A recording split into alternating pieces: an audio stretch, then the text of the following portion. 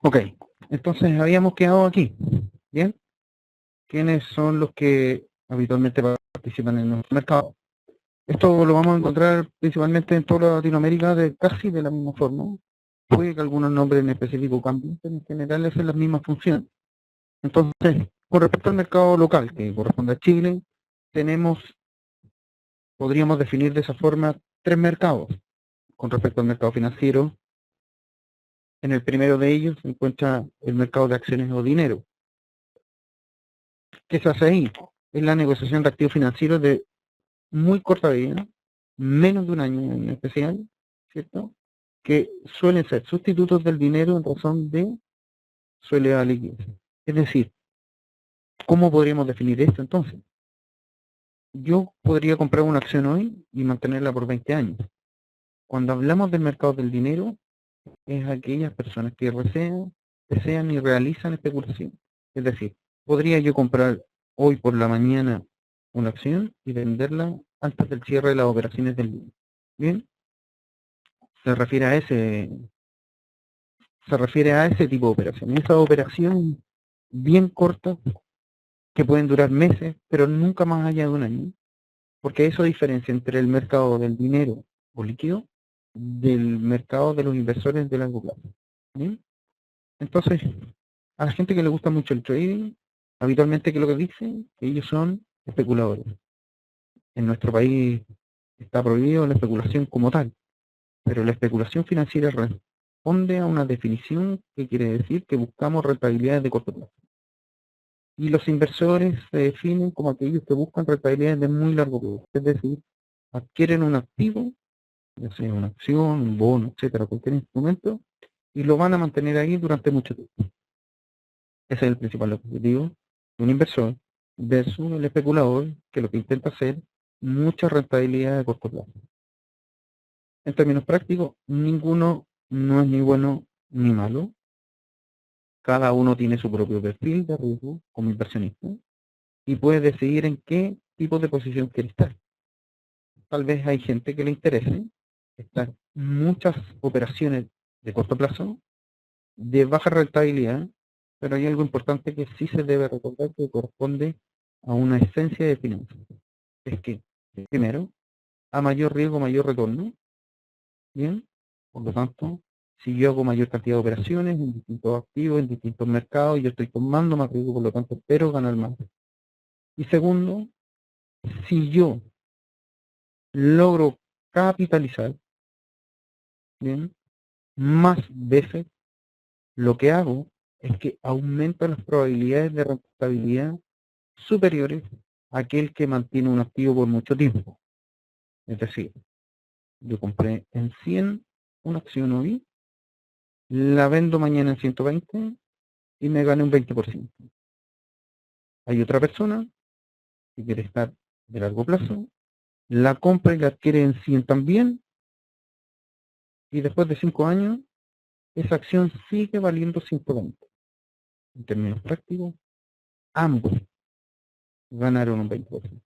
La diferencia principal es que aquel que hizo operaciones de corto plazo, tal vez tuvo la oportunidad de rentarse 20% un día, tal vez al día siguiente, en vez de terminar valiendo esa acción 120 u otra, podría haber perdido su valor, aquella que compró después, en vez de valer 100, costaba, cuando la adquirió, costaba un día después 80.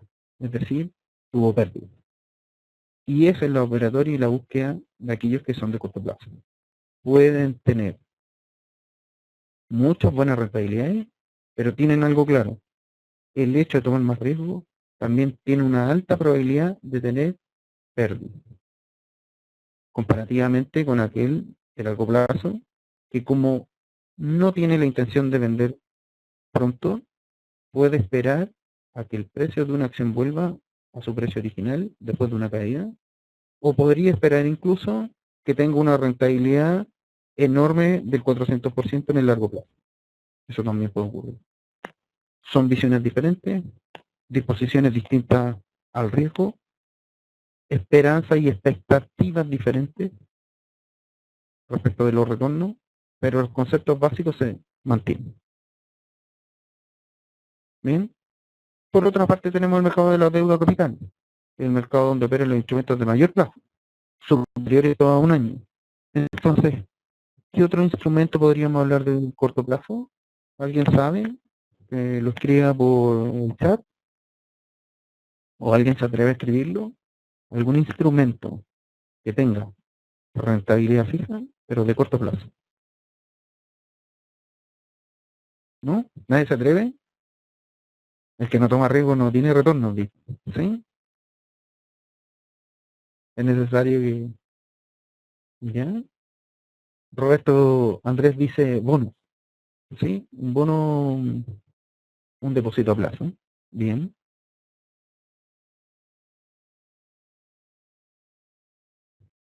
Sí, el depósito a plazo efectivamente tiene la probabilidad de mayor cantidad de veces de capitalizar.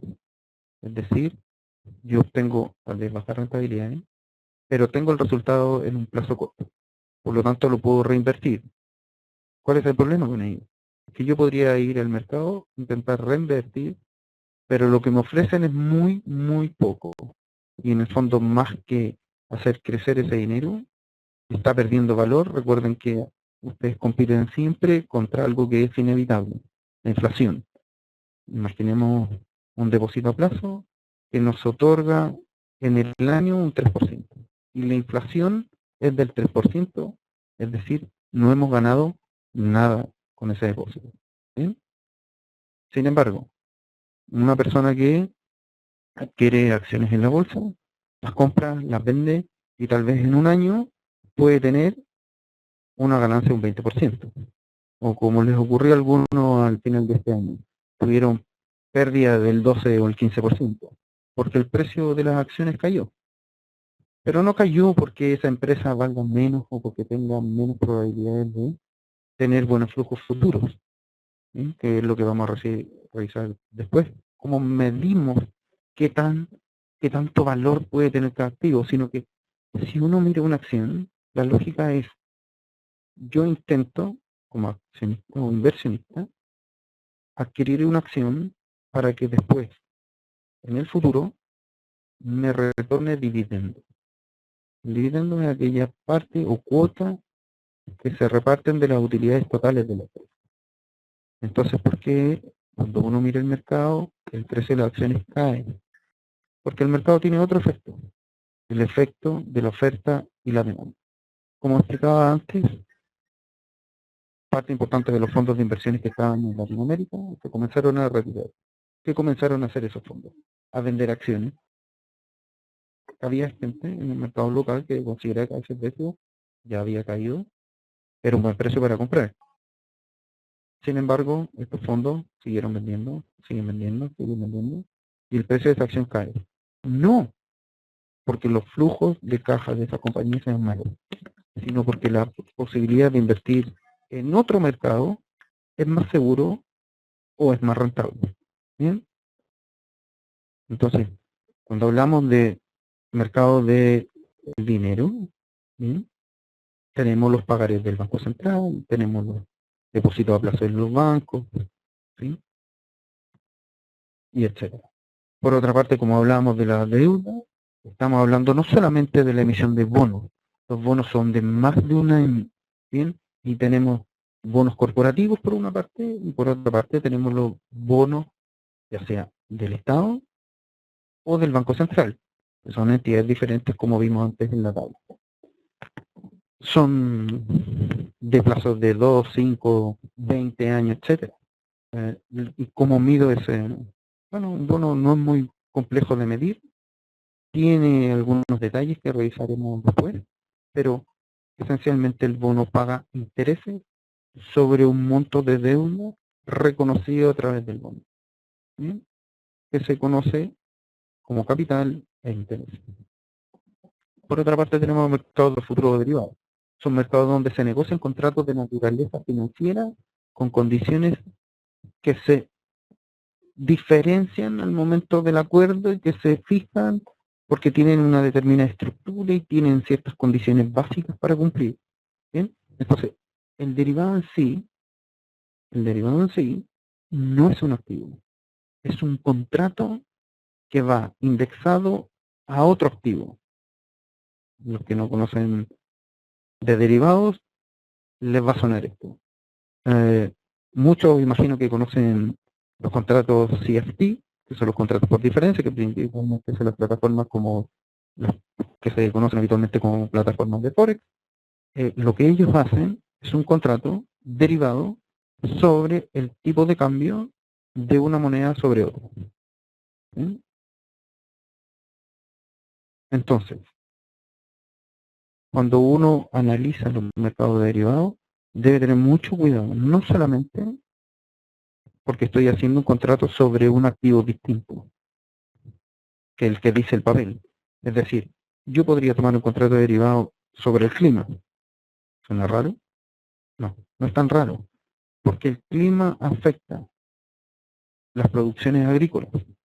Y yo podría indexar un contrato, ¿cierto?, que me permita hacer cobertura en caso de riesgo. ¿Para quiénes?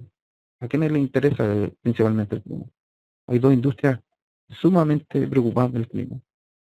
Por una parte el turismo y por otra parte los agrícolas.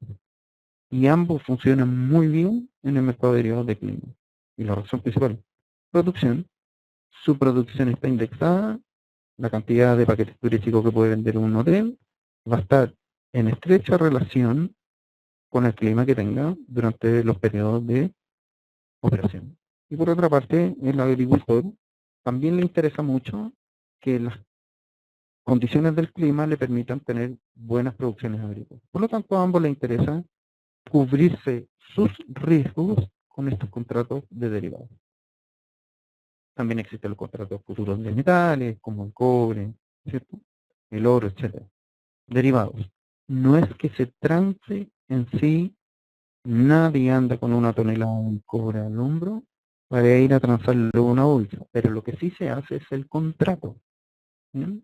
Porque esos contratos, recuerden que hay alguien que efectivamente tiene que producir, que garantiza esa producción a través de un contrato y de una fecha de entrega futura que está comprometida y que tiene cláusulas especiales.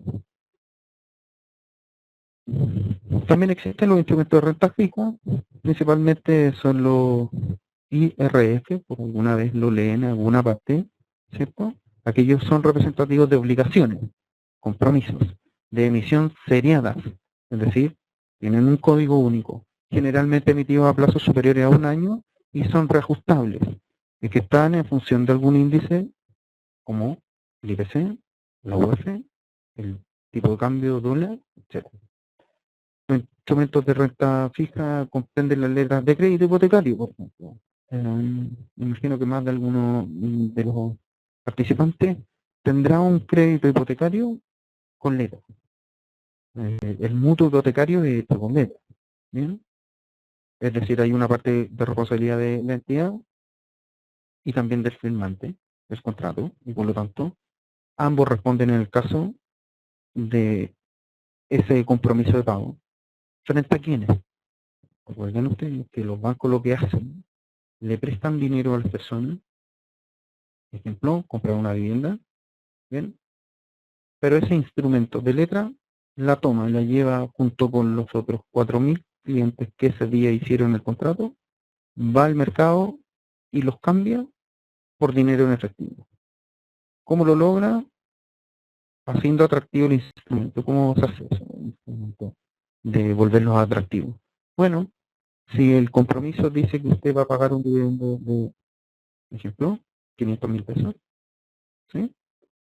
Lo que hace el banco es que le dice, bien, a mí me van a pagar 500.000 pesos todos los meses en el dividendo, pero lo que yo puedo hacer es que te lo entrego, ¿bien? Y las diferencias de lo que paguen, por ejemplo, si valía 500.000 pesos cada una, yo me comprometo a recibir solamente 490.000 y los otros 10.000 son tuyos, a quien participa en esta operación. Por lo tanto, es la manera en que se refinancian los bancos. No cualquier agente del mercado puede llegar a refinanciar, ¿sí?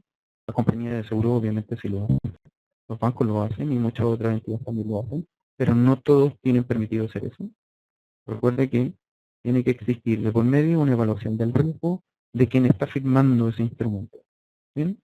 Puede existir un aval, como la entidad, en el caso del banco. ¿Okay? Están los bonos bancarios como tales, todos conocemos los bancos, en algunos minutos de crisis emiten sus propios bonos. Están los bonos emitidos por el Estado cuando quiere desarrollar un proyecto de carretera, lo que hace es que se financia, va al mercado internacional y emite un bono internacional como deuda país y con eso financia todos los proyectos posibles o compromisos que tenga por pagar. Están también los instrumentos de intermediación financiera, dicen que son los efectos de comercio, los pagarés, los certificados de depósito bancario o de sociedades financieras, ¿no? Corresponden a emisiones no seriadas, es decir, no por ello son menos serias. La diferencia es que el tipo de instrumentos tiene de carácter único, es una sola emisión y ahí podemos hacer una acción directa. Por ejemplo, lo que hoy día ocurre en la bolsa de productos, cuando una empresa que le vende a una compañía que está en bolsa, puede tomar una de esas facturas y en vez de pasar por una operación de factoring, ir al mercado y ofrecerlo a un descuento que le permita, ¿cierto?, operar. Entonces, lo más esencial de esto es, como decimos al comienzo, ¿qué o quiénes son inversionistas?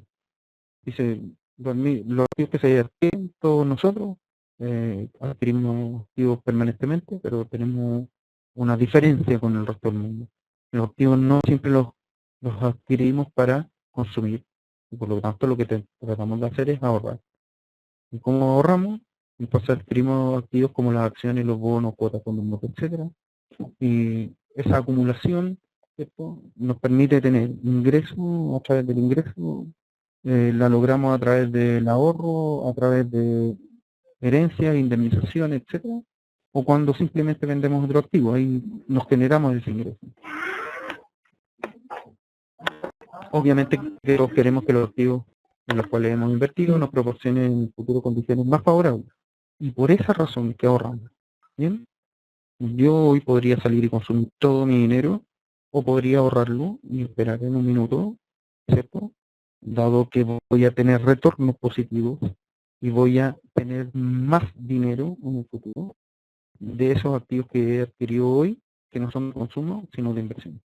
Entonces aquí los inversionistas básicamente buscamos eso, ¿bien? Ese beneficio, retorno, y ese retorno que debe tomar en forma de ingreso regular, es decir, yo hoy compro una cartera de activos, los tengo ahí y me rentan un 10% mensual, equivalente al sueldo que hoy día podría recibir en una empresa. Eso me garantiza ingresos regulares per se. ¿Bien? Y la otra forma, a través de la ganancia de capital, es decir, el precio de venta. Yo puedo tomar una acción, ir y venderla y liquidarla, y por lo tanto el dinero que me dan me podría generar una ganancia de capital, como también una pérdida, obviamente. Por una parte decimos que teníamos mercado de los bonos. ¿Qué es un bono entonces? Es un certificado de deuda, de un compromiso. ¿Cuáles son las características principales? Primero, la duración, que transcurre desde la emisión hasta el vencimiento. Incluso hay algunos que son perpetuos, como perpetuos. Es el bono que dice que va a pagar por siempre una pequeña tasa de rentabilidad indexada, obviamente, algún indicador que lo revalorice con respecto a la inflación. Uno diría, ¿en qué sentido tiene que una empresa compre un bono a perpetuidad? O una persona. Es que usted tiene una renta garantizada permanentemente. Y eso ya es bueno. Que tal vez en las condiciones en las que los compra hoy, podría tener una rentabilidad bastante buena, y por ciento. Por otra parte está el riesgo. Los riesgos principales que tienen, obviamente, el bono, el riesgo de impago o que no lo paguen. Obviamente que si usted le presta su dinero a alguien y por eso le emite un documento, se llama bono, existe la probabilidad o la posibilidad de que nunca le devuelva el capital, que le pague algunas cuotas de intereses de ese bono, pero nunca más lo vuelva a ver. Y eso significa que hace la pérdida completa. Bien. Entonces, Y ahí podemos ver, por ejemplo, cuando las clasificadoras de riesgo consideran con bonos basura, que tiene una alta probabilidad de no cumplir ni con los intereses ni con el capital. Cada clasificadora de riesgo intenta identificar en algunos de estos grados. Dice, leen la capacidad de pago de intereses y capital, hay otros que tienen una alta probabilidad de pago, pero complicaciones en el pagar el capital, y así sucesivamente, los van clasificando y les van asignando una nota, que van desde la AAA, ¿cierto?, hasta la letra E habitualmente o F, ¿no? O sea, cuando es muy extremo. Tratamiento fiscal, corresponde a la forma que afectan las tributaciones y los intereses de los bonos. Recuerde siempre, y otro aspecto que uno siempre tiene que mirar como inversionista es, yo tengo rentabilidad, hasta ahí todo bien, como hizo la operación, todo bonito, pero tiene un problema. Hay un agente de la economía que quiere retribución, y eso se llama Estado. Y el Estado estipula que ciertos instrumentos, no todos, ciertos instrumentos están afectados porque se consideran ingresos.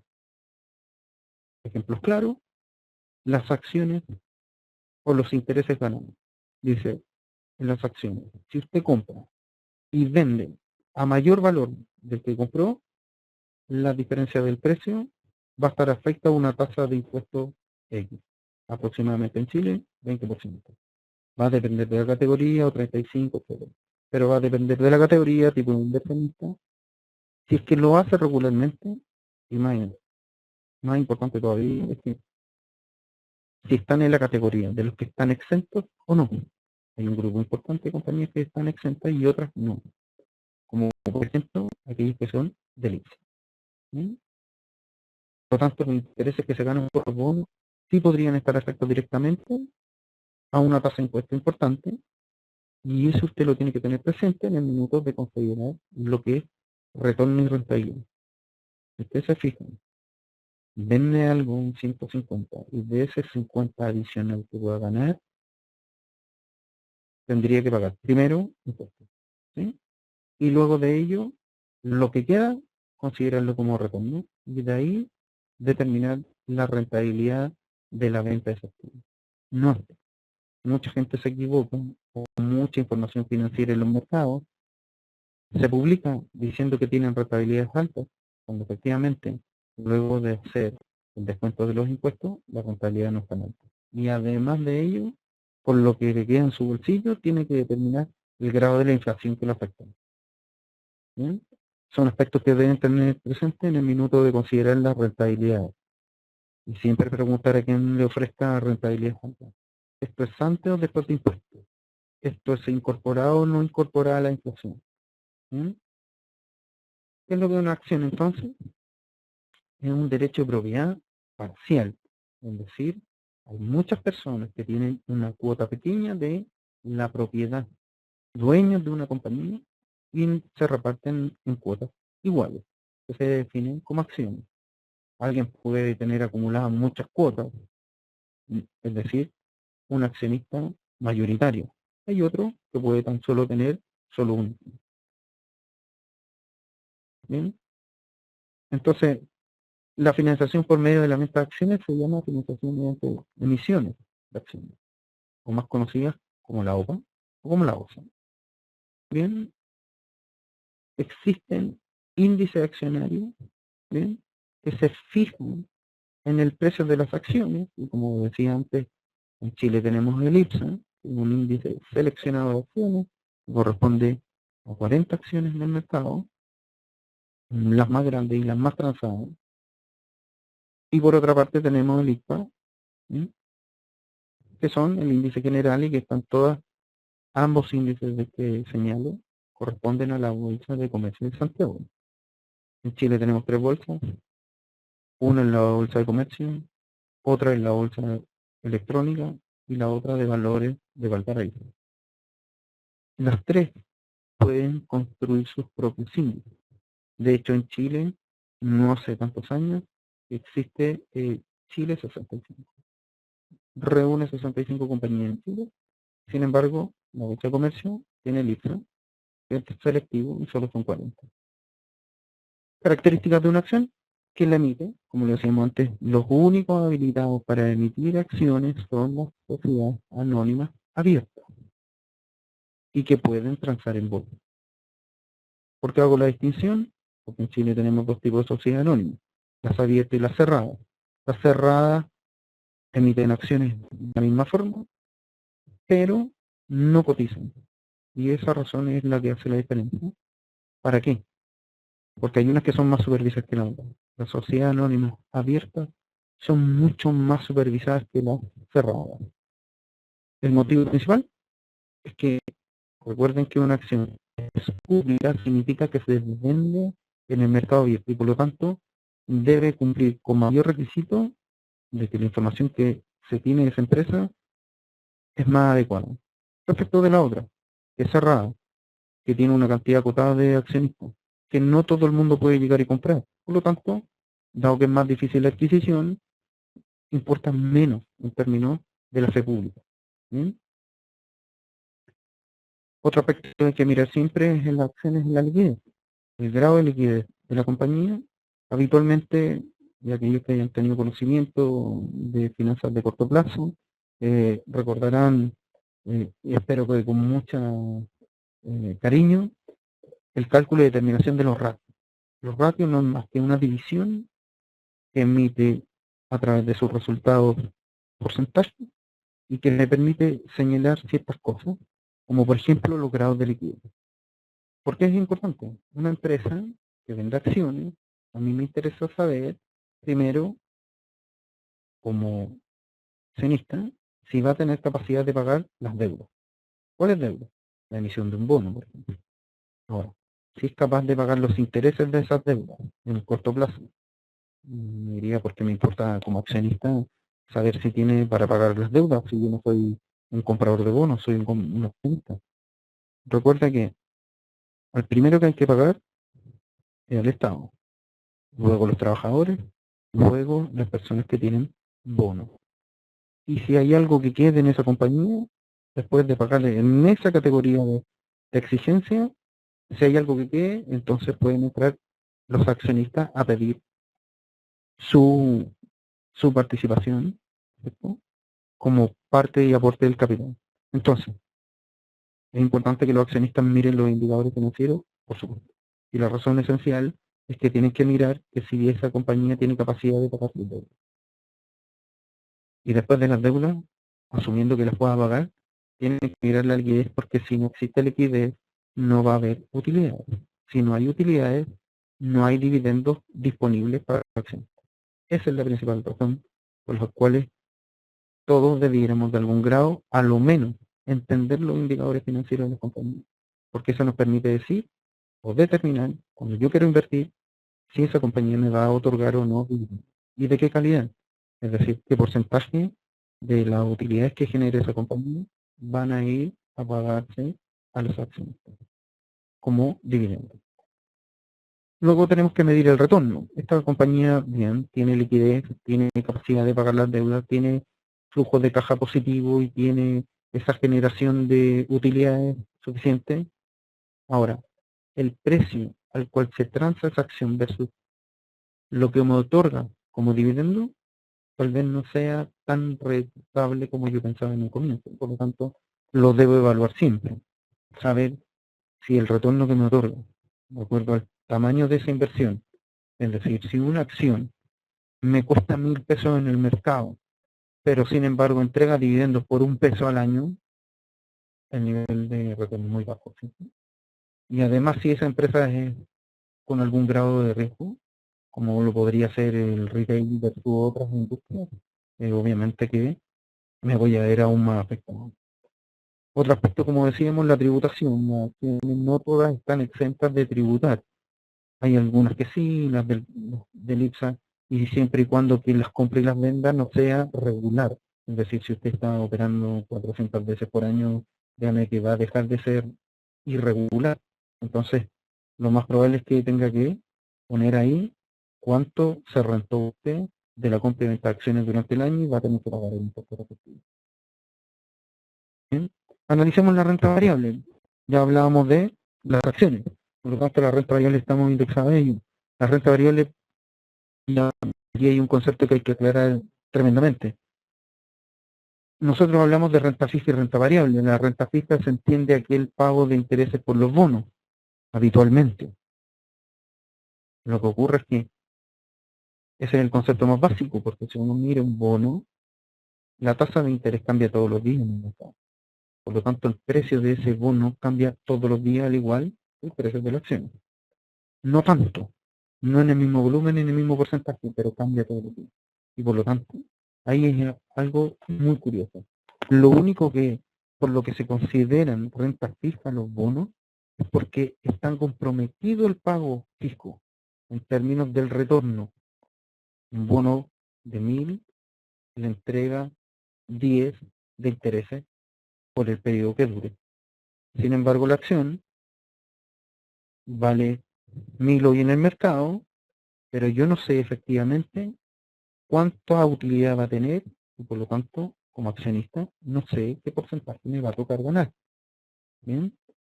Ahí está la diferencia, porque en términos de la variación del precio de un activo y otro, ambos varían todos los días.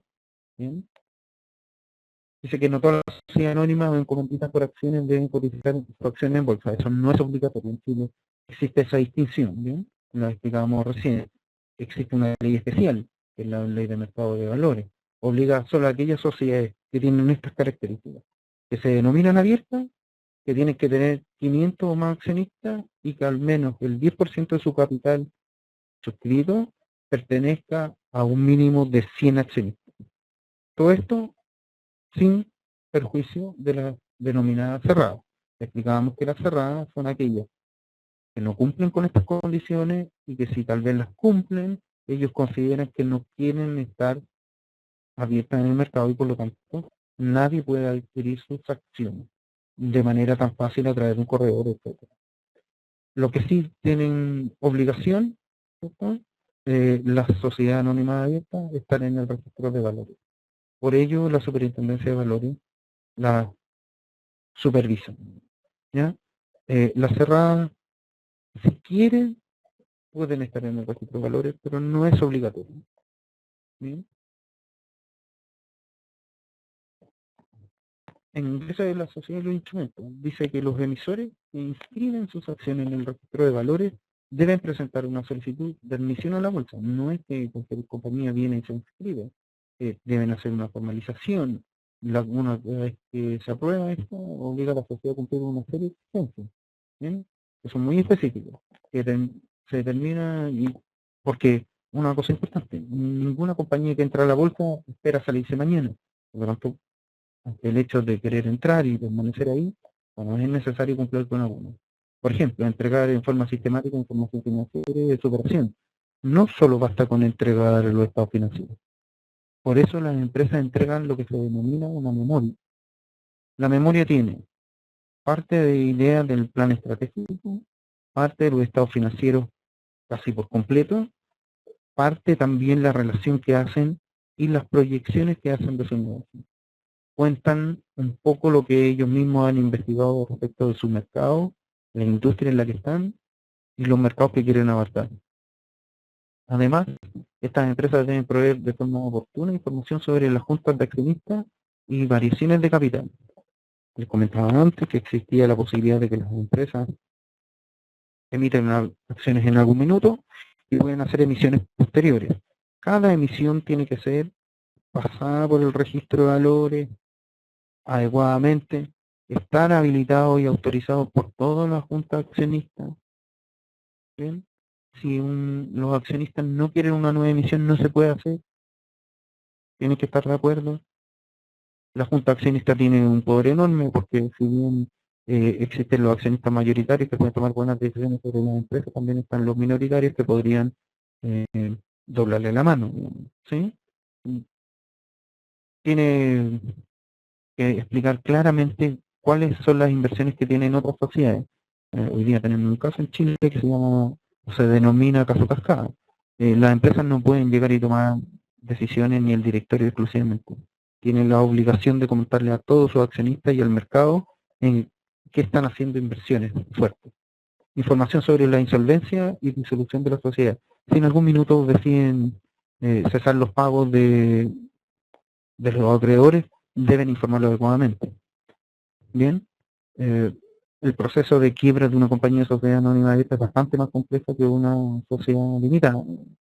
En general, todo hecho esencial, porque todo hecho esencial, explicaba yo al comienzo, sobre la entrega de información privilegiada. Todos los agentes del mercado tienen derecho a acceder a la información en el mismo momento. Y por esa razón, un ejemplo, en Chile, cuando una acción varía mucho durante el mismo día, las bolsas de comercio dejan de transarla. Le envían un comunicado a la sociedad anónima y le piden que informe si hay algún hecho esencial que haya provocado esta variación de los precios. Si la compañía no responde en 30 minutos, se deja fuera y se anulan las transacciones de ese día. En el caso particular, en Chile, entonces, ¿qué es lo que ocurre? Es que si la compañía informa un hecho esencial, las transacciones que hay en estado en ese lapso se eliminan y vuelven, una vez publicadas las razones por las cuales haya provocado ese movimiento de información, vuelven las transacciones normales de esa compañía. No. La razón principal, decía al comienzo, se busca que el mercado sea transparente y eficiente, y eso significa que la información esté disponible para todos los que toman decisiones. Dice que los emisores de instrumentos de renta fija, por ejemplo, que es el otro caso, aquellos que emiten bonos o efectos de comercio, que hagan oferta pública de sus valores, también deben inscribir sus instrumentos en el registro de valores, siéndoles optativa su incorporación a cotización oficial en bolsa. ¿Sí? Efectivamente, un bono de un banco podría cotizarse solamente a través del sistema bancario, sin tener que necesariamente salir a bolsa. Y otras compañías también podrían optar por hacer financiamiento afuera. Deben registrar en Chile la emisión de bonos y poder venderlo en alguna bolsa internacional, pero no necesariamente local. ¿Bien? ¿Cómo opera la bolsa entonces? Bueno, obviamente que a través de órdenes de compra y venta, las operaciones de compra y venta se desarrollan en los sistemas electrónicos y en el salón de ruedas. Puede ser las dos opciones. Hoy día casi todas las operaciones son electrónicas. Hay muy pocas que se hacen por remate, pero se sigue por costumbre y por cultura manteniendo ello. Dice que el salón cuenta con 3 rondeles para efectuar las operaciones diarias. Dentro de cada uno hay un pregonero, el que oferta, el cual a través de un micrófono va indicando las transacciones realizadas en los digitadores, aquellos que digitan en los computadores que están alrededor de la rueda. Bien, las operaciones se ingresan a los sistemas computacionales en tiempo real y por lo tanto se calzan, se dice en términos operatorios. Calzar una operación es cuando hay alguien que oferta y alguien que demanda y que están de acuerdo en el precio y por lo tanto cierran la operación. ¿Quiénes pueden entrar al mercado? Todo. No hay restricciones. Cualquier persona puede efectuar inversiones sin consideraciones de rango social ni monto a invertir. Ojo, lo que yo le estoy comentando es algo que deben tener siempre presente. Mucha gente me pregunta, ¿cuánto es el mínimo para invertir?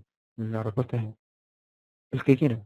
Lo ideal es que tenga una cantidad suficiente para comprar varios activos, pero en caso contrario puede partir comprando 10 acciones. Nadie se lo va a impedir. El problema es el corredor. ¿Qué corredor va a estar dispuesto a comprar solo 10 acciones? Tal vez no los grandes, pero los medianos y pequeños van a estar de acuerdo. No hay restricción. Por favor, ningún corredor jamás les diga, señores, ustedes no le puedo comprar porque el monto mínimo a invertir aquí son 10 millones de dólares. Falso. Todos los corredores lo pueden aceptar, no hay ninguna restricción. Lo que es importante es tener presente para la operatoria de compra o venta, condicionar las transacciones, ¿sí? Porque usted podría hacer condiciones de pago especiales. Están las pagaderas hoy y se liquida el mismo día que se efectúa la transacción. Es decir, yo voy por la mañana, le digo al corredor, compré esta acción y se lo pago de inmediato. ¿Qué es lo que ocurre habitualmente en el mercado donde las personas interactúan con el corredor? El corredor le dice, págueme ahora, pero efectivamente ese corredor no paga de inmediato la acción que compré a su nombre, sino que la paga a posterior 2 días. Están las operaciones de pagar mañana, que se le quedan al día siguiente, Y están las contadas normal, que es la que yo le comentaba, que se liquidan 2 días hábiles bursátiles después de realizar la operación. Es decir, usted le pasa el dinero hoy, cotiza el precio de hoy, bien, el corredor pone la orden, pero no necesariamente la compra de inmediato. Podría esperar una baja de precio o alguna condición especial. Lo cierra, 2 días posterior se cierra esa operación, que es cuando le paga al otro corredor por la compra. También existen las operaciones a plazo, que permiten financiar ciertas operaciones especiales, bien, y que tienen plazos especiales, como podría ser de 3 hasta 180 días el máximo. Bien. El corredor que realiza personalmente el mandato del cliente, lo que usted hace cada vez que compra y vende a través de un correo, le está dando una orden. Usted le dice, señor, vaya y compre Metal Action. Usted es el dueño de esa decisión, que no deciden por usted. ¿Bien? El sistema más utilizado es el sistema de telepregón, es un sistema de transacción electrónica. Hoy día muchos corredores la han incorporado y la mantienen a sus clientes con retrasos de información, pero habitualmente visibles, de cuáles son las transacciones que se están haciendo, los, las cuotas de fondos de inversiones, los futuros, las opciones, todo eso está. Un software que se llama Zebra, el que opera principalmente en la Bolsa de Santiago. Eh, Ahí se ingresan las órdenes de compra y las de venta y se van calzando de forma automática. O podría yo esperar a alguna oferta que me convenga y hacer calzar alguna operación de un cliente. ¿Bien? El sistema automáticamente almacena. Una vez que comienza a encontrar coincidencia entre lo que alguien está vendiendo y otro está comprando, automáticamente cierra la operación, se calza en términos prácticos y se va al sistema de pago, que obviamente que es la transferencia de las acciones por una parte y el pago por el otro. ¿Sí? También está el remate electrónico, es decir, cuando alguien incumple una compra o una venta, usted se comprometió a comprar 1000 acciones, pero no las pagó inmediato, las tiene que pagar al día siguiente, no las pagó al día siguiente, por lo tanto, tal vez ese corredor sí efectuó la compra, pero no tiene contraparte, entonces podría existir la posibilidad de un remate electrónico. El corredor va y las pone y quien oferte el mejor precio es a quien se le asigna. ¿Sí? También existen las operaciones fuera de ruedas, y por favor también téngalo bien presente siempre. Si usted conoce a alguien que tiene acciones que las quiere vender, ¿sí?, no necesariamente tiene que ir a un corredor de bolsa. Puede ir usted con alguien y con un par de testigos a una notaría y hace un contrato de la compra o las ventas de esa acción. Luego tiene que hacer el registro en el libro de accionista, eso sí es importante, porque en caso contrario no tiene ningún reconocimiento legal, para efecto, por ejemplo, del pago de los dividendos. ¿Cómo se cierran las operaciones oficialmente? Dice que existe un registro, aparecen todos los papeles e instrumentos cotizados con sus respectivos precios y condiciones de cierre. Lo dice, hay un informe diario que hace cada bolsa con respecto a las operaciones. A nivel mundial, todo el mundo los conoce y con eso se permite determinar cuánto ha subido, ha caído S&P 500, por ejemplo, que es un índice y que indica justamente cómo se ha comportado determinado mercado, ¿no? Para eso sirven los índices. Y en el caso nuestro tenemos las operaciones que tienen nomenclatura de comprador, ya sea vendedor, bien, el tipo de transacción que se hace, si es efectiva o es nominal, cuándo se realiza, cuándo se paga. Todas esas condiciones tienen que estar. Y un aspecto que también deben considerar siempre cuando hacen compras o venta de acciones, cómo quiere que se las paguen. ¿Quiere que se las paguen de forma inmediata? Y la peor decisión que puede hacer alguien que se dedique a esto, que le gusta esto, que cuando compre o venda acciones, a la orden de compra o de venta, no le asigne un determinado precio. Porque digo esto, habitualmente se comete este error.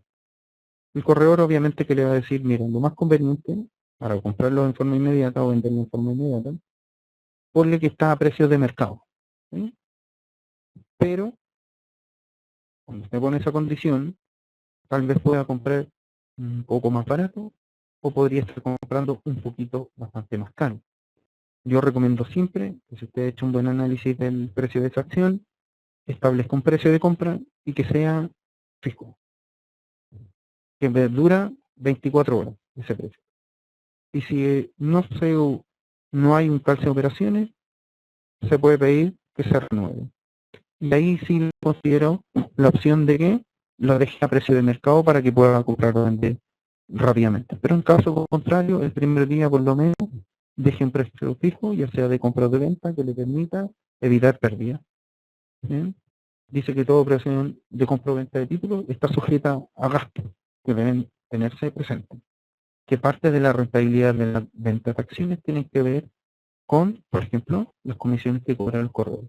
¿Es variable? Sí. No todos los corredores cobran la misma comisión, pero tienen un piso, ¿bien? Este es 0,5%. Y de ahí hacia arriba es dependiendo de cada cliente, el monto de la transacción, etc. Si es cliente regular, no es regular, ¿bien? Están los derechos de bolsa, hay que pagarle a cada bolsa por cada transacción, y también tiene un porcentaje ahí, y además tiene, obviamente, el pago de IVA por, recuerde siempre que usted le está pagando la comisión a un intermediador, no es sobre el precio del cine, sino por el trabajo realizado por el corredor debe llevar IVA. Bien, que es que en intermedio. Y por la prestación de ese servicio, obviamente, lo recordamos. ¿Ok? Y se suma para todas las transacciones. Por lo tanto, es un costo también, en nuestro país es del 19%, recuérdenlo, y por lo tanto, eso es un costo que debemos tener sumamente presente en el minuto de considerar la rentabilidad. Bien. ¿Cómo podemos mirar el accionario? Entonces, existen las exenciones tributarias para ello, aquellos que tienen mayor presencia, es decir, aquellos que están en el IPSA, principalmente, pueden agregarse a la exención tributaria, siempre y cuando no sean todos los días las transacciones, es decir, un operador regular, en caso habitual. ¿Bien? Algunas liberan de pago de impuestos las ganancias de capitales, que serían la venta de acciones, tanto para nacionales como extranjeros, dependiendo si existe algún tratado con algún inversionista internacional. También existe la bolsa de emergente, que libera de pago de impuestos las ganancias de capitales para nacionales y extranjeros durante los 3 primeros años después de la colocación. Es decir, para lograr que mayor cantidad de empresas entren a la bolsa, las primeras emisiones habitualmente entran por operadores que desarrollan mercados, que se definen en inglés como market maker, y que lo que hacen es que eximen del pago de tributos los primeros 3 años. ¿Sí? Para estar en la bolsa, ¿qué se necesita? No existe una restricción de tamaño, ni utilidad ni historia. ¿Sí? El mercado es tradicional, no existen requerimientos adicionales a los de la Superintendencia de Valores. La Superintendencia de Valores tiene exigencias y esa es la que se debe cumplir para entrar a la bolsa. El mercado emergente, por ejemplo, lo único que pide es que tenga un free float de al menos el 10% del capital. ¿Alguien sabe lo que es el free float?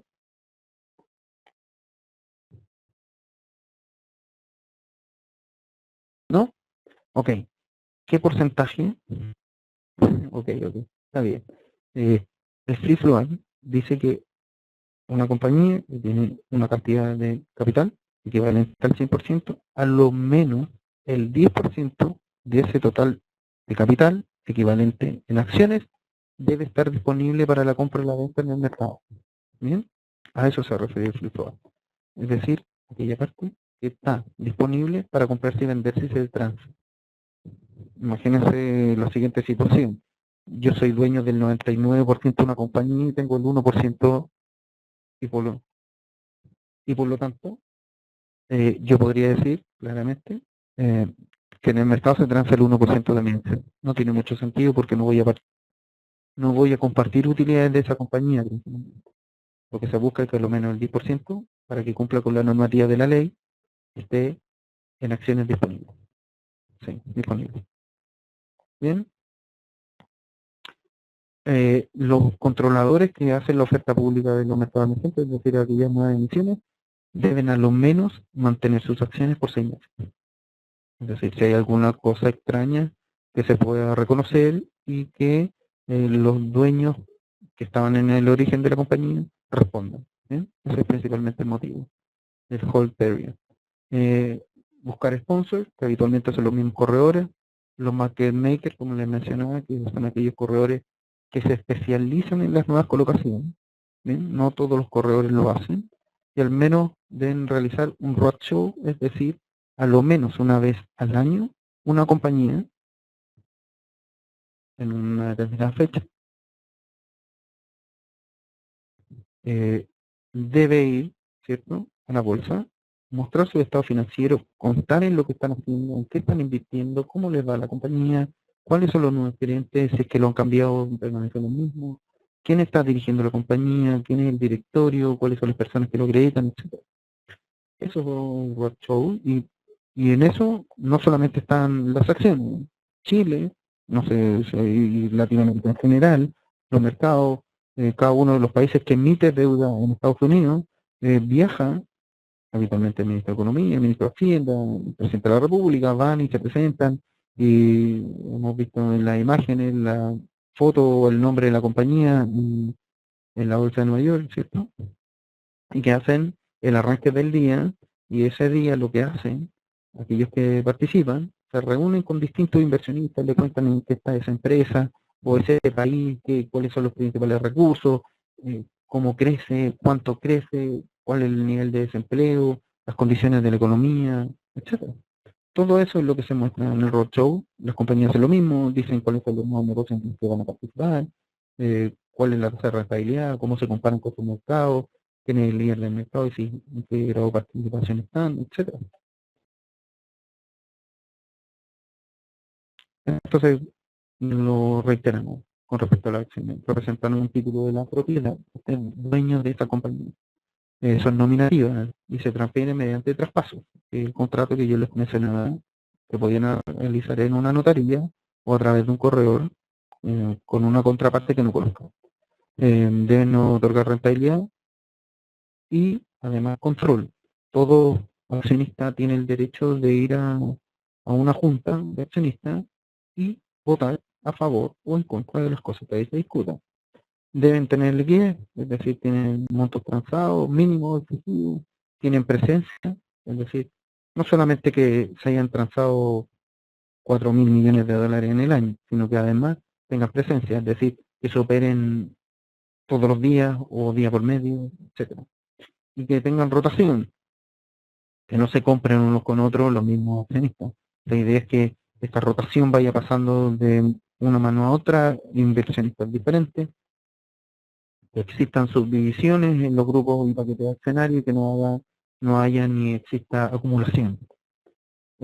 Con respecto al retorno, se pagan a través de los dividendos y ganancias de capital, como lo explicábamos antes, que el dividendo corresponde al pago porcentual de las utilidades de la empresa. Y por otra parte, las ganancias de capital representan cuando yo voy a la bolsa y vendo la acción y vale más que antes. Ahí me genero la ganancia de capital.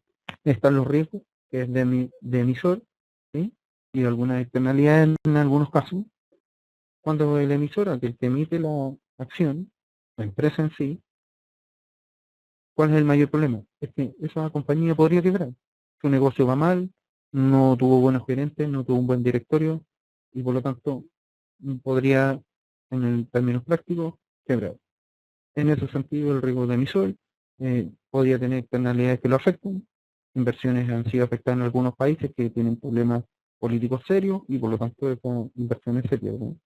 En términos de impuestos, tiene el impuesto a la ganancia del capital, dice que son acciones las acciones que tienen presencia bursátil, principalmente en Chile son las del IPSA, están exentas. Y las acciones sin presencia bursátil, obviamente que pagan impuesto a la renta. Como anécdota siempre lo comento, hay un club de fútbol en Chile, no voy a decir su nombre, que en un minuto estuvo en el IPSA y que por algún motivo salió de ahí en el listado. Y todos los accionistas que estaban en ese club, más como socio que le gustaba el fútbol que como accionista e inversionista, le ocurrió que ese año o al año siguiente en términos tributarios tuvieron que pagar bastante impuestos producto de la utilidad de la... También está el dividendo, que es la forma en que un accionista recupera parte de su inversión, y también pagan obviamente el impuesto a la... Cosas especiales que uno puede hacer con las acciones. Se puede prestar los valores. Es un préstamo de valores. Es una operación a través de la cual el propietario de ciertos valores, en este caso las acciones, conocido como prestamista, transfiere temporalmente la propiedad de esto a un prestatario que lo recibe, ¿cierto? El cual se obliga a restituirla al vencimiento de un plazo establecido más el pago de una prima. Es decir, yo hoy podría tener 1000 acciones de una compañía en Chile y se las podría prestar a alguno de ustedes para que realice una operación. La lógica es, yo quiero mantener mis acciones por mucho tiempo. La lógica de ustedes sería, voy a tomar esas acciones, dado que ustedes tienen expectativas de que el precio de esa acción va a caer, entonces van al mercado, las venden y saben, o por lo menos esperan, en el futuro el precio de esa acción sea más barato. Y por lo tanto, cuando me las tengan que devolver, van a comprar más barato y van a hacer la ganancia al precio que la vendieron hoy versus lo que lo van a comprar en una semana. Y me las devuelven. A mí no me interesa el dinero en sí, me interesa que me devuelvan mis acciones. ¿Sí? Y por ese préstamo, obviamente yo les cobro una prima, un porcentaje mucho más pequeño que la variación del precio. Dice, a cambio del préstamo, el prestatario entrega otro instrumento por un valor igual o mayor a los que se piden, obviamente, como garantía. Es decir, me deben pagar una prima, pero además me garantizan con cosas, que pueden ser otras acciones, bonos, cuotas de fondos mutuos, cuotas de fondos de inversión, etcétera. Y tienen garantía. En caso de que usted no cumpla su parte del trato, entonces el que le prestó se queda con su garantía. ¿Quiénes participan en esta operación? Los tenedores de valor a largo plazo, como los fondos de inversión, los fondos de pensiones, las compañías de seguros, o ustedes, si quisieran. Y por el otro lado, los intermediarios y los prestatarios, que habitualmente son vendedores en corto. Usted se podría convertir en un vendedor en corto de acciones regularmente, un hedge fund, un market maker, un ETF, un CFP, etc. Entonces, ¿por qué les interesa? Porque ellos analizan permanentemente el mercado. Nosotros hacemos análisis técnico, por ejemplo, miramos regularmente el mercado y podríamos llegar a determinar ciertos patrones que nos digan que esta es una opción batalla. ¿Qué hacemos entonces? Conseguimos el dinero suficiente o acciones para la garantía, vamos a un corredor y le decimos, queremos que alguno de tus clientes nos preste esta acción. Ellos la otorgan, nosotros hacemos la operación en el mercado, 3, 4 días, 5 días máximo, se cierra su operación, se recompra las acciones, se devuelven las acciones, pago la prima y me quedo con los diferenciales. Esa es la lógica. ¿Bien? Aquí podemos verlo en la gráfica, ¿cierto? Está el prestamista que entrega los títulos y le autoriza la custodia, ¿cierto?, de la bolsa a entregar los títulos. Por el otro lado está el corredor broker, ¿bien? Y por el otro lado el prestatario, que entrega qué cosa. Esta es la garantía y obviamente que se le pasa al broker, el broker obviamente se la hace a la custodia. Entonces, ahí se realiza el traspaso y al vencer, entonces, el plazo establecido para el préstamo, el prestatario entrega los títulos que ya recompró, más la prima, el corredor entrega los títulos, cobra su parte de la comisión respectiva, ¿cierto? Y el prestamista obviamente obtiene solo el premio. Y las acciones ni siquiera ha hecho nada porque en términos prácticos nunca se han desaparecido de su balance. Y por el otro lado, obviamente, que la bolsa tiene que entregar la custodia, devolverla a quien le corresponde, que es la garantía que dejó el prestatario, en este caso. ¿Por qué se ofrecen los préstamos entonces? Uno, hace dinero rápido y extra. Generar ingresos adicionales a partir de los activos ociosos de un portafolio de inversiones a largo plazo. Imagínese que usted compró para sus fondos de pensiones un, un fondo A, que corresponde a un porcentaje elevado de acciones, y dentro de ese portafolio hay algunas que al parecer no van muy bien en términos prácticos en el mercado, ni por negocio ni por industria, y la probabilidad de que caiga su precio es alto, entonces podría hacer préstamos sobre ese título de acciones. Compensar costos de custodia y administración del portafolio. Sí, hoy día el depósito central de valores tiene un costo para la accionista que quiere resguardar ahí sus acciones y por lo tanto eh, los corredores y otros operadores del mercado lo que intentan hacer es que ese costo sea mínimo. ¿Cómo lo hacen? Dado que están permanentemente buscando oportunidades en el mercado para costear esa parte, ¿no?, del operatorio. Para financiar y apalancar el portafolio. Recuerde que tenía garantía. Entonces esto también funciona al revés. Yo podría teniendo unas acciones pocas, ofrecerlas, porque la garantía que me van a otorgar es bastante alta. Entonces, con eso podría yo apalancarme en términos prácticos para realizar otro tipo de operaciones. ¿Cuáles son las condiciones? Expectativa alcista sobre los precios de los activos, por una parte, y bajista por el otro. ¿Bien? ¿Por qué solicitar el préstamo? En el fondo lo haría usted, ¿sí? Es que lo principal es que la expectativa del precio del activo tiene que ser elevada. Cubrir las posiciones cortas. Liquidaciones de operaciones fallidas para cumplir posiciones en derivados, etc. ¿Cuáles son los riesgos? Tiene riesgo contraparte. Que le incumplan la obligación que han comprometido. La bolsa administra garantías para respaldar las devoluciones de los préstamos. Pero así todo podrían no cumplir. Riesgo de la garantía, que esté un poco líquido. Sí, me pasaron bonos del Banco Central, que nadie quiere, que ya no me usan mucho en el mercado, etcétera, y que son difíciles de vender o que demoran mucho. Por lo tanto, son poco líquidos. Fácil. Liquidez tiene que ver con la facilidad de vender, ¿sí? La volatilidad, es muy volátil. Hoy día valen 100 y mañana 500 y pasado 10. Por lo tanto, esa volatilidad genera que tenga probabilidad de venderlas a muy mal precio. Y otro riesgo asociado, el riesgo mercado. Si son operaciones en Chile, tendrá el riesgo país de Chile. Si son en Perú, serán el riesgo país de Perú, etcétera. Y si tienen otro país aún más riesgoso, peor aún, también existe el riesgo operacional. ¿Bien? El riesgo operacional tiene que ver con el negocio o el tipo de negocio que está. El retail, ¿qué es lo que hace? Vende bienes y se vende el consumo. Por lo tanto, ¿qué riesgo operacional tiene? Primero, materias primas. Segundo, que la economía caiga y haya menos demanda. Y eso genera que venden menos. Ese es un riesgo operacional. Eh, las ventas con todas acciones son negociaciones que se hacen a través del sistema de pregón. El sistema valida la venta corta. Venta corta, para los que... ¿Hay alguien que opere en Forex hoy? ¿No? ¿Nadie? ¿O están todos vendiendo? Cuenta de modo solamente, ok. La venta corta es, vendo hoy, bien, al precio que tenga, a la espera que el precio de ese activo caiga, bien. Es muy similar al anterior. La diferencia es que no hay garantías de primer y las reglas son las mismas, ¿cierto? Pero lo operativo en términos prácticos es lo mismo. Bien.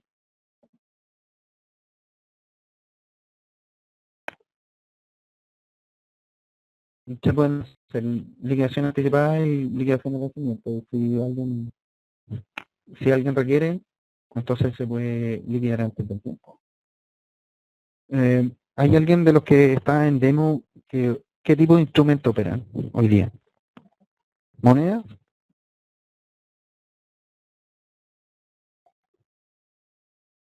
¿O están divisas? Ok, moneda. Bien, commodity. ¿Cuál commodity, José?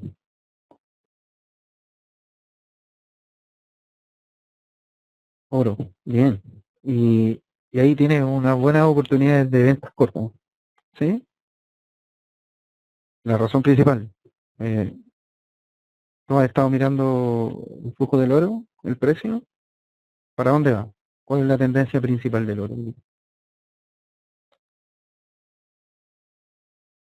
Al alza. ¿Sí? ¿Y has mirado el histórico?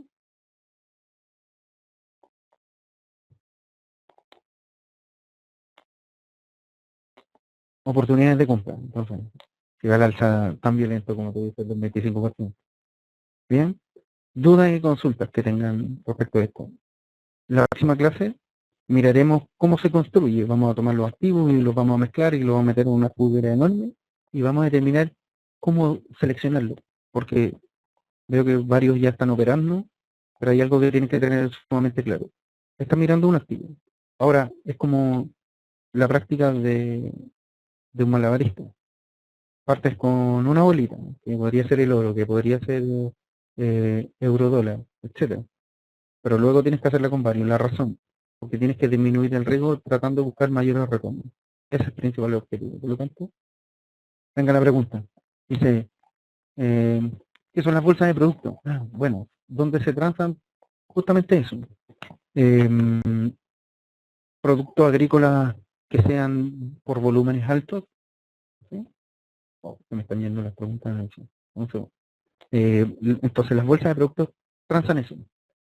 Una cosa es que tú transes el cobre hoy día, sí, al precio que está en el mercado spot, es decir, abierto, o yo podría hacer contratos futuros, y ya no sería bolsa de productos, ¿bien?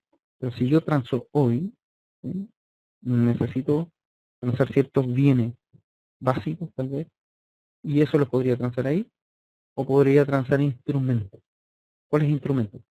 Principalmente son pagarés, ya decían antes, el bono de largo plazo y el pagaré de corto plazo. Entonces esas operaciones cortas se hacen en la bolsa de productos principalmente. Las facturas de electrónica, hoy día existe mucho la factura electrónica y por lo tanto una empresa puede ir a través de un agente de la bolsa de productos y pedir que le adelanten dinero entregando y transfiriendo el dominio sobre esa factura. ¿Sí? Una manera distinta de financiarse que el factoring habitual. Sí, pueden lanzar todas las preguntas que requieran. Y si los dividendos de una acción son proporcionales al tiempo que uno las ha tenido, sí, Nelson, efectivamente. Los dividendos van a corresponder y las compañías hacen lo siguiente. Dicen, señores, hoy se inicia el periodo de dividendos y todos los accionistas que estén entre hoy y 5 días antes del pago van a estar inscritos para que participen de ese dividendo. Por lo tanto, si uno es accionista antiguo, no tiene mucho por hacer, pero si uno quiere aprovechar la oportunidad del dividendo, entonces lo que hace, tiene que mirar la fecha de la inscripción de los accionistas para que esté antes de esa fecha, a lo menos 1 o 2 días antes. De lo contrario, podrías quedar fuera de la lista de los accionistas que reciben dividendos. Y a pesar de que lo compres en la fecha adecuada, no tiene la titularidad de la acción. Entonces no tienes derecho a exigir el dividendo. ¿Bien? Ahí está la respuesta, Nelson, ¿sí? ¿O alguna otra duda? Ok. ¿Qué son los ETF? Los ETF corresponden a fondos. En Chile tenemos un símil que se definen como fondo mutuo. El fondo mutuo no es más que una cuota de un fondo, les explicaba antes, ¿sí? Y el ETF, a diferencia de los fondos mutuos locales, los pueden transar en la bolsa. Por lo tanto, cotizan en bolsa. El hecho que coticen en bolsa permite que tengan mayor liquidez. Hoy día, ¿hay alguien de ustedes que haya comprado fondo mutuo? Cuando quiere liquidarlo, le tienen que avisar con 48 horas para que le dispongan del dinero. 48 horas de días hábiles. En el caso del ETF, dado que existe un registro que dice que a nombre de Alfredo existe este ETF, lo que hace Alfredo, ingresa a un operador y le dice, véndeme mis cuotas a precio mercado o al precio determinado. Y va y lo liquida. Y eso hace que puedas tener el dinero disponible en 24 horas. ¿Bien? Esa es la principal diferencia entre un ETF y un fondo mutuo. Luego dice, ¿está claro, Alfredo, alguna otra duda? Ya. Ok. Dice, ¿cuál es la diferencia entre una OPA y una OSA? Ok. Una corresponde a la oferta pública de acciones, ¿ya? Y la otra es una oferta selectiva de acciones. ¿Cuál es la diferencia entonces? Bien. Entonces, una compañía que quiera hacer una emisión, una segunda emisión de acciones, ¿bien? Lo que parte haciendo, dice, yo parto con un periodo que le vendo solamente a los accionistas que hoy día están vigentes, ¿sí? Y por el otro lado, llega un minuto del tiempo en que esa compañía decide que dado que no ha vendido todas, va a realizar un periodo de oferta pública. Y esas diferenciales de fecha y plazo lo establece la misma compañía y la Junta de Accionistas. ¿Qué es lo que permite eso? Entonces, uno, que existiendo la oferta pública de acciones, pueden entrar gente que no sea accionista. La selectiva puede estar, por ejemplo, existen los accionistas que han partido en esta compañía cuando se originó y tienen derechos especiales y por lo tanto cuando se hacen ofertas selectivas tendrían que ellos participar primero antes que un accionista normal o común. ¿Bien? Luis, aclara tu duda. Ok. Dice, ¿Reuters tiene información de las empresas chilenas? Sí, efectivamente, de todas las bolsas en general. Tiene una gran cantidad, deben ser alrededor de 45 las que yo les conozco, y deben tener más, pero porque además están en muchos mercados, no solamente tienen acciones, ellos tienen renta fija, renta variable, tienen ETF, ¿sí? Tienen monedas también, tienen divisas. ¿Cuáles son las clasificadoras en Chile? Fitch Rating, la clásica. Bloomberg también opera en Chile, pero son ellos los que hacen las clasificaciones. ¿Está claro, Rubén, una, dos, tres dudas que tenía?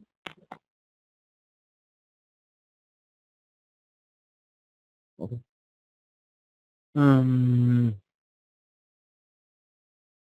Ya, ya está otra. Raúl dice, ¿y quién y cómo se establece el precio real de una acción? Bueno, eso lo veremos en la próxima clase. Cómo se determina el precio teórico y el práctico. Lo veremos cada uno de los casos en detalle, ¿no? Como el caso del bono, los que vamos a revisar para que lo sepan. Las acciones, los bonos, ¿sí? Bienes raíces o propiedades, que son algunos que me preguntan, derivados, futuros y opciones. ¿Sí? Dice Javier Torrico, en las ventas a corto también se está sujeto a retraso en la ejecución. Por supuesto. A ver, no solo en la venta, también en la compra. En todas partes está la posibilidad de retraso de orden. El motivo principal es que recuerden que existiendo una oportunidad rentable en el mercado, muchos operadores van a tratar de entrar, ya sea comprando o vendiendo, y por lo tanto se acumulan muchos órdenes a la espera de ingresos. Eso provoca retraso, en términos así prácticos. Uno podría pensar mal incluso de algunos brokers. Lo habitual no. Lo habitual es que, dado una coyuntura macroeconómica, una coyuntura de la compañía, se genera que el volumen de transacciones aumenta excesivamente y eso hace que se retrasen los órdenes. Es solo eso. Por eso yo recomendaba que cuando transen, lo habitual, a lo menos en los primeros días, si van a hacer con acciones. En el caso del Forex, obviamente que no, porque es un mercado muchísimo más líquido y por lo tanto entrar y salir no cuesta nada, ¿no? Pero en los mercados menos líquidos, que son como los mercados de Latinoamérica, yo recomiendo poner un precio fijo. Javier Torrico, te respondo la pregunta. Dice José, el mercado de Forex por medio del broker, ¿cuánto uno paga de impuesto al Estado? Uno paga, secreto. Qué bueno que están en este curso. Depende de cada país, pero yo te digo que por lo menos en Chile, hoy día, las plataformas de CFD y de Forex no pagan impuestos, porque no se consideran inversión. Así que ya tienen un valor enorme respecto a los que no están en el curso de hoy.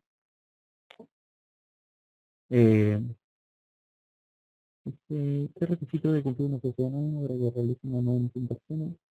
¿Solo aumento de capital? Sí. Bueno, la esencia de emitir una nueva acción es aumentar el tamaño del capital. ¿Bien? Ya sea para financiar nuevos negocios, nuevos productos o la adquisición de otra empresa, etcétera. Pero el motivo por los cuales se emiten nuevas acciones es aumentar el capital. ¿Bien? Lo que le reitero lo que dije antes. Si una compañía aumenta capital y aumenta la cantidad de acciones, podría llegar a que lo que usted reciba de dividendos hoy, este año, versus el próximo que están las nuevas acciones, reciba la mitad. Así que cuidado con las nuevas emisiones. ¿Ya? Y también hay una oportunidad muy buena. Se los comento. Si una acción va a emitir nueva, en la entrada de esa operación generalmente se generan buenas rentabilidades.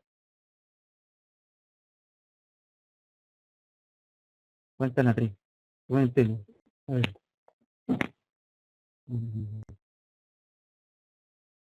Dice, ¿dónde se obtiene la libre información de la empresa? Bueno, en Chile, a través de la superintendencia están los estados financieros, a través de los mismos portales de las empresas, publican sus memorias todos los años. en cada website de una empresa que cotiza en bolsa van a ver un link que dice inversionistas. La razón, ahí están publicadas las memorias históricas. Y además, la Superintendencia de Valores todos los días obliga a publicar toda la información que sea relevante. ¿Bien? El cambio de un gerente, cuando una empresa adquiere otra, etcétera. Todo ese tipo de información se publica. Se publica en la bolsa y se publica a través de la prensa, ¿bien? A través de estos sistemas de información como Reuters, ¿bien? Generalmente ahí. Rubén, ahí está la 3. ¿Alguna otra duda? René me pregunta, ¿cómo se valoriza la acción que ingresa a la bolsa? Bueno, se lo comento así rápido, mañana lo vamos a perdón, la próxima clase lo vamos a revisar en detalle, pero corresponde al valor de los flujos futuros, es decir, cuánta capacidad tiene la empresa para generarse dinero en el futuro, ¿sí? Principalmente eso. René, ahí está la respuesta. Y René Sepúlveda, perdón. Raúl dice, ¿cómo se garantiza que una acción esté bien clasificada por una clasificadora de riesgo? Difícil pregunta porque la forma en que se constituye el índice tiene que ver con dos cosas. Capacidad de pagar capitales y capacidad de pagar intereses. En general, esas clasificadoras de riesgo se basan en los informes de auditoría y es complejo saber si hay alguien que no haga bien su trabajo, es como en todos los casos. Uno espera que siempre lo hagan bien, a veces se equivoca, porque se basan en la información de la auditoría y la información financiera, que también se equivocan, entonces es complejo. ¿Sí? Pero en general, y lo otro es que habitualmente las clasificadoras de riesgo le ponen casi la misma nota al mismo activo, lo que hace más difícil saber si es que alguien se equivocó. ¿Bien? Pero Alfredo me pregunta, ¿es mejor participar en la compra y venta de acciones a través del mercado global de las bolsas de valores del país donde uno reside o abrir cuenta y operar a través de ellos? A ver, entiendo tu pregunta. Dice, si tú tienes un operador local, ¿sí? Alfredo, y tú dices, si yo quisiera comprar a través de un corredor en tu país, yo te recomendaría eso. Yo siempre recomiendo que tengan como contraparte a alguien que lo visualice. Es decir, si ustedes tienen un corredor local, a quien pueden ir a una oficina y un root, etcétera, obviamente que eso es más conveniente que no tenerlo. ¿Sí?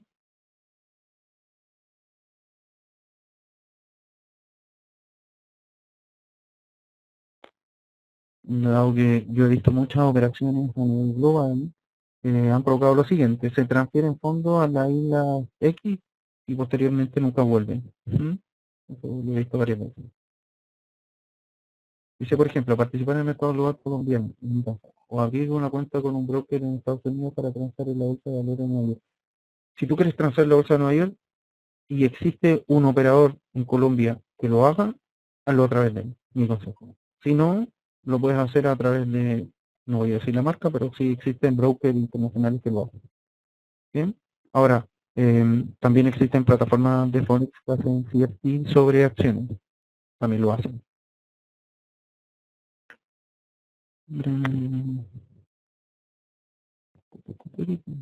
Se nos acabó el tema, dice, hablaste de la FP. ¿En cuál está? Estoy cotizando. Roberto Andrés, te respondo. Estoy, creo, así de preocupado por su FP. Yo no sé si es FP Capital, no sé. O Sura creo que es, ¿no? Debe ser eso. Poco me preocupa porque estoy obligado por ley. Bien, lo que trato de hacer es que mantenerme en el más riesgoso, porque sé que no es el más riesgoso de ellos. Ahí está la respuesta a Roberto Andrés. ¿Sí? Le tengo que pagar a quien no me administra bien mi dinero. Así funciona. José Ortiz Garrido. ¿Cuáles son los principales ratios que fijarse para analizar? Ah, ya, bueno, eso lo veremos en la próxima clase. Y miraremos justamente esos ratios. tanto los ratios financieros como los ratios de bursátiles que nos van a permitir decir cuándo una compañía es buena o mala en términos de posibilidades o oportunidades de inversión. Y mucho cuidado en eso. Una empresa hoy día puede ser no más rentable que el resto, pero mañana puede ser tremendamente rentable y por lo tanto esos indicadores hay que mirarlos siempre. No basta con mirar los de este año. Hay que siempre mirar, yo digo mínimo 3, máximo 5 años, para saber y tener una historia, y no solamente quedarse con lo que le ocurre hoy. ¿Bien? Dice Mauricio, eh, ¿el trader puede comprar acciones? Sí, por supuesto. Un trader puede comprar acciones, o solo se anticipa para venderle a... No, a ver, lo, si yo entiendo que un trader para ti está hablando de un corredor de bolsa, o estás, Mauricio, o estás hablando de un operador trader privado,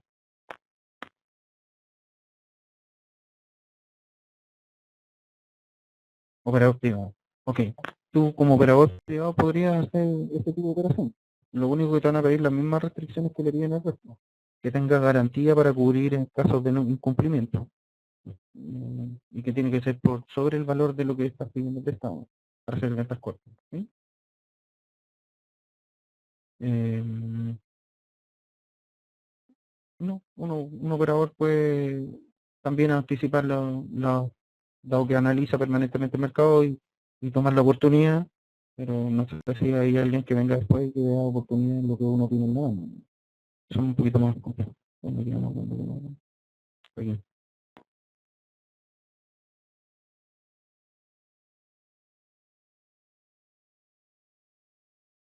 y una última respuesta a Roberto Andrés. Lo que he hecho principalmente, y si alguien lo quiere tomar, lo puede analizar, eh, tratar de tratar de emplearme sin cotizar. Como alguien dice ahí, vale más el dinero en mi bolsillo que en el ajeno mal administrado. ¿Sí? Uno puede buscar figuras legales que permiten trabajar. Por ejemplo, una empresa IRL le puede prestar servicio a otra compañía y facturar. Por lo tanto, alguien percibe, cuando se paga un servicio, recibe el 100% del ingreso, ¿sí? Y puede descontar el IVA, como le ocurre hoy día. Y aquellos que están en la condición de empleado, bueno, tienen menos opciones. Pero si está la posibilidad de no emplearse directamente, es más rentable que pagarle al FP. Mm, no. ¿Y se consulta a todas las empresas que cotizan en bolsa están exentas de impuestos? No. Depende de la legislación de cada país, el tema tributario, y en el caso de Chile, lo que pide son dos condiciones básicas. Uno, que tenga una alta cantidad de transacciones en el año. Esa empresa tiene que transarse regularmente. Primera condición. Y segunda condición es que quien compre y quien vende esa acción para que esté exento de impuestos no tiene que hacerlo de forma regular. Es decir, no todos los días. Si una persona compró hoy y vende en 3 meses después y generó utilidades y nunca más la volvió a comprar ni vender esa acción durante el año, no es regular. Si esa persona compra cada 2, 3 meses la misma acción y la misma cantidad de acciones y espera la oportunidad de bajar el precio y las vende y qué sé yo, eh, obviamente que hay irregularidad en la operación. Y eso se considera que sí genera ganancias de capital y por lo tanto tiene que pagar impuestos respectivos. Ujú.